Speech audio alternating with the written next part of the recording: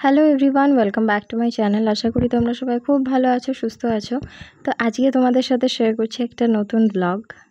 তো দেখতেই পাচ্ছ আমরা গাড়ি থেকে বেরিয়ে গেছি রাত্রিবেলা, আর তখন প্রায় রাত 9:15 বাজে।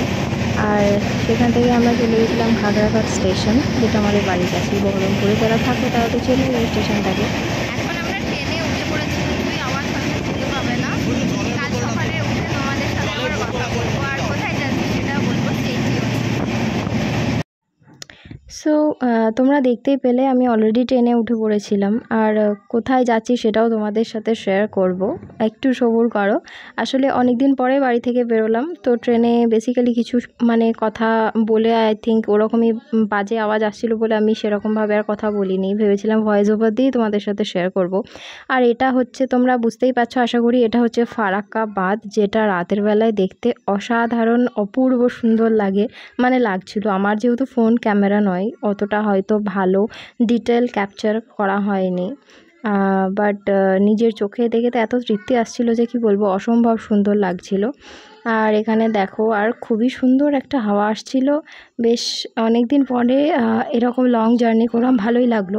তারপরে রাত্রে আর সেরকম কোনো ভিডিও করিনি। আর এটা দেখো, একদম ভোরবেলা। বেসিক্যালি আমি বাড়িতে থাকলে কোনো দিনই এত ভোরবেলায় উঠি না।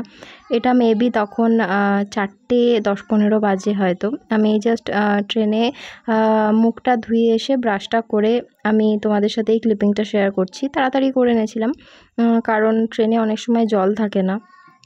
তো দেখো এখানে কি সুন্দর লাগছে না জিনিসটা। আর তারপরে দেখো এখানে চা খাচ্ছিলাম, আমরা লিকার চাই খাচ্ছিলাম। যেহেতু রাত্রিবেলা, ভোরবেলা, সেহেতু সেরকম কিছু দেখা যাচ্ছিল না। আর অনেকে ঘুমোচ্ছিল বলে আমরা লাইটটা অন করিনি। প্রথমে একটা লিকার চা নিয়েছিলাম, তারপরে আবার তোমাদের প্রাকৃতিক দৃশ্যটা দেখাচ্ছি। দেখো কি সুন্দর লাগছে না, ভোরবেলায় হালকা হালকা ঝিঝির ঝিঝির করে বৃষ্টি পড়ছে, আর এই সবুজ ঘাসের ওপর ট্রেনের মধ্যে দিয়ে যাই বলো তাই বলো, এই ফিলিংসটা কিন্তু একটা আলাদা রকম ফিলিংস আসে, তাই না? তো কার কার এরকম ভালো লাগে আমাকে কিন্তু অবশ্যই বলো।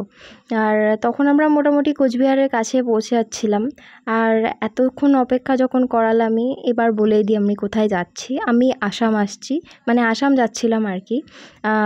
যেহেতু আমার বাবা ওখানটায় পোস্টিং আছে, সেহেতু আমি আসাম যাচ্ছিলাম। আর এইটা দেখো, এটা হচ্ছে চায়ের বাগান। খুবই সুন্দর লাগছিল, চারিদিকে শুধু চায়ের বাগান। আসাম ঢোকার আগে থেকেই চায়ের চাষ মোটামুটি শুরু হয়ে যায়। এই দেখো, এগুলো সবই চায়ের বাগান, সেগুলো তোমাদের সাথে শেয়ার করলাম। আমি অলরেডি একটা শর্টস আপলোড করে দিয়েছি চায়ের বাগানে, বাট ওটা প্রপার আসামেই ছিল, যেখানে আমি ঘুরতে গেছিলাম। সেই ভিডিওটাও আসবে ধীরে ধীরে, তোমাদের সাথে সমস্ত ভিডিও শেয়ার করব।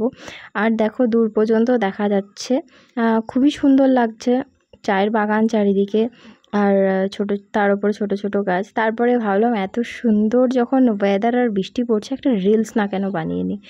তো একটা রিলসও বানিয়ে নিলাম, সেই রিলসটাও তোমাদের সাথে শেয়ার করেছি। তোমরা অনেকেই সেই রিলসটাকে ভালোবাসা দিয়েছো, আর আরও ভালোবাসা দাও।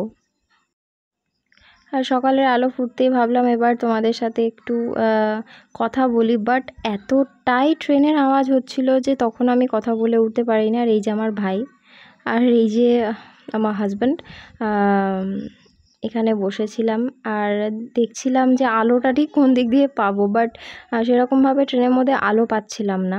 আর তারপরে দেখো এখানে একটা নদী, আর কাছে পিঠে সুন্দর ছোটোখাটো পাহাড় অনেক দূর থেকে দেখতে পাচ্ছিলাম, বাট সেটা ট্রেন ফোন ঠিক ক্যাপচার করতে পারছিল না আমার। আর তারপরে দেখো এখান থেকে আমি আর একটা ক্লিপিং তোমাদের সাথে শেয়ার করেছি। আমি বলতে গেলে গোটা রাস্তায় ট্রেনের মধ্যে জানলা দিয়ে প্রাকৃতিক সৌন্দর্য দেখতে দেখতেই চলে এসেছি। সে রাতটা আমার সেরকম ঘুমও হয়নি, কিন্তু কোনো ক্লান্তি হয়নি। সারা রাত যে আমি ঘুমাইনি তার কোনো ক্লান্তি ছিল না আমার শরীরে, এতটাই সুন্দর ওয়েদার ছিল। আর বিশেষ করে ট্রেনে খুব একটা ক্লান্তিও আসে না। আর একটু আমি এখানে কেত মারছিলাম, যেটা না মারলেই নয় আর কি। তো তারপরে দেখো এখানে কিন্তু বেশ বৃষ্টির যে ভাগ, সেটা আমাদের মুর্শিদাবাদ বা নদিয়ায় যারা থাকো তাদের থেকে কিন্তু অনেকটাই বেশি, বুঝতেই পারছো। চারিদিকে শুধু জল জমে আর শুধু চারদিকে নদী। আর তারপরে দেখো আরও একটা ক্লিপিং তোমাদের সাথে শেয়ার করলাম। আর এটা আমার ট্রেনের মধ্যেই আমি স্কিন কেয়ারটা করে নিয়েছিলাম, তারপরে এই ক্লিপিংটা নিচ্ছিলাম। আর দেখতেই পাচ্ছ কতটা সুন্দর হাওয়া আসছে আর কতটা রিফ্রেশিং লাগছে। তো তারপরে আমরা নেমেছিলাম হচ্ছে কোকরাঝার স্টেশনে। কোকরাঝাড় স্টেশন থেকে আমার বাবা একটা অটো পাঠিয়ে দিয়েছিল, অটো মানে টোটো পাঠিয়ে দিয়েছিল। সেই টোটো দাদাই আমাদেরকে নিয়ে যাচ্ছিল। আর এখানটায় মানে এত জার্কিং হচ্ছিল টোটোটা, মানে রাস্তার জন্য আর কি। ভিডিওটা হয়তো একটু কেঁপে কেঁপে যাচ্ছে, তো সরি ফর দ্যাট। আর তারপরে দেখো এখানে সবাই ধান পুঁতছে।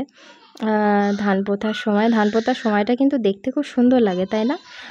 ধান পুঁতছে আর সেই ভিডিওটাও আমি তোমাদের সাথে ক্যাপচার করলাম। আর এই যে রাস্তা, এখানকার রাস্তা বেশ কিন্তু সমান আর পরিষ্কার, একটু জল জমে আছে তাই। আর তারপরে দেখো এখান থেকে দূর থেকে কিন্তু পাহাড় দেখা যাচ্ছে, আর পাহাড়ের গায়ে মেঘ ভেসে আসছে। আশা করছি তোমরা দেখতে পাচ্ছ। বাট সরি, আমার মানে যেহেতু টোটোতে যাচ্ছিলাম, ফোনটা স্থির রাখতে পারছিলাম না, আর ভিডিওটা একটু কেঁপে কেঁপে যাচ্ছিলো, সেই জন্য এগেইন আমি সরি চাইছি তোমাদের কাছে। আর এইখানে দেখো এই করতে করতেই আমার বাবার ক্যাম্প চলে এসছে। আমার বাবার ক্যাম্প বলতে গেলে আমার বাবা একজন সেন্ট্রাল গভর্নমেন্টের ফোর্স ডিপার্টমেন্টে চাকরি করে, এসএসবি। তো সেইখানেই আমরা যাচ্ছি, সেই ক্যাম্পটাও তোমাদের বাইরে থেকে একটু দেখাবো।